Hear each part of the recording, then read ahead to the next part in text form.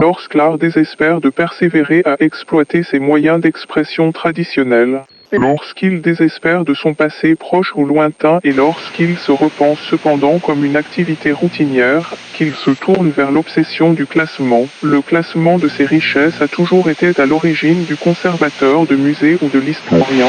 Le classement du monde selon des critères n'obéissant qu'à la subjectivité de l'individu est aujourd'hui devenu un langage esthétique à part entière. Ce qui est nouveau et ce qui donne à cet intérêt pour les questions de classification une portée particulière, c'est qu'il est donc entré dans le champ des problématiques artistiques et qu'il a de ce fait franchi la sphère de l'ordinaire et de l'utile pour rentrer dans celle de l'extraordinaire et sinon du futile, du superflu, de l'exercice parfaitement désintéressé. L'art, contrairement à la science, tend vers sa représentation pour ne pas dire pédagogie.